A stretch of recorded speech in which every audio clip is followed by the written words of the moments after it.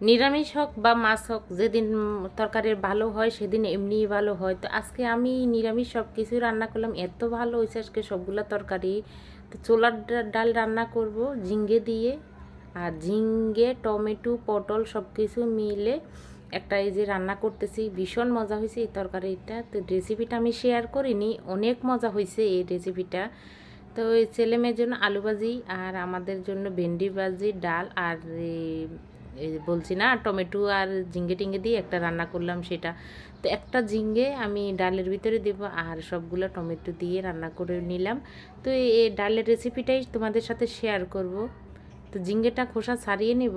তো আলু খোসা ছাড়ানোর গ্রেডটা আমি কালকে নিয়ে নিলাম। তো লাইভে কালকে যখন রাত্রে বসলাম লাইভে দেখিয়ে দিলাম আমি কী কী নিলাম। তবে ঘটনাক্রমে আমার লাইভটা নষ্ট হয়ে গেল, ঠিকভাবে সাউন্ড ছিল না। তো আর কী করব, আমার কপাল খারাপ। আমি যেটাই আমি করতে চাই ভালো, আমার হয়ে যায় মন্দ। এই যে দেখো, ভিডিও যদি একরকমই আমি করতে চাই আমার হয়ে যায় আর এক রকম। যদি যেটা যেটা আমার কাছে মনে হয় যে আজকে এই জিনিসটা আমি ভালো করব না, ওই দিন আমার এই জিনিসটা ভালোই হবে না, উল্টোটা হবে, একদমই খারাপ হবে। তো লাইভে বসলাম, অনেক সুন্দর হয়েছে কালকে আমার লাইভটা করা, কিন্তু লাইভের সাউন্ড কেমন যেন মানে কি সমস্যা হলো আমি বুঝতে পারিনি। লাইভের সাউন্ড ছিল না।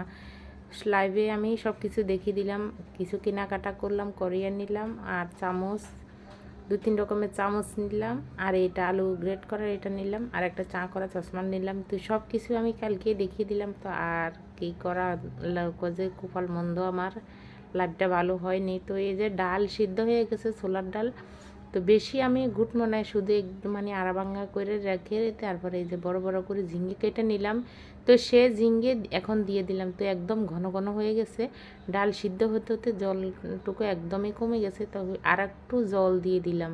তো এই যে রান্নাগুলো সব দেখিয়ে দিতেছি কী কী রান্না করে নিলাম। আলু ভাজি, ভেন্ডি ভাজি, আর টমেটো দিয়ে সব কিছু মিলে একটা চাটনির মতন করে নিলাম। ভাতও হয়ে গেল। এখন ডালে হলুদ দিয়ে দিলাম, আর লবণ, কাঁচা লঙ্কা কিন্তু আগে দেওয়া শেষ।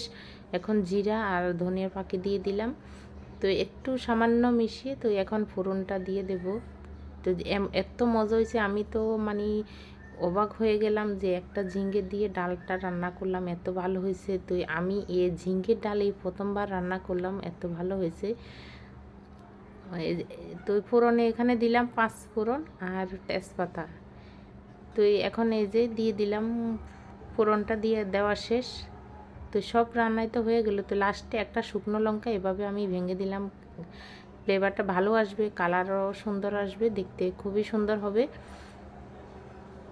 তো ডাল হয়ে গেছে। তো এখন চুলাটা আমি অফ করে দেব। তো এসব রান্নায় তো হয়ে গেল, চুলা অফ করে দেব, ভাতও হয়ে গেল। তো বন্ধুরা, ভালো লাগলে ছোট্ট একটা লাইক দিবে। টাটা।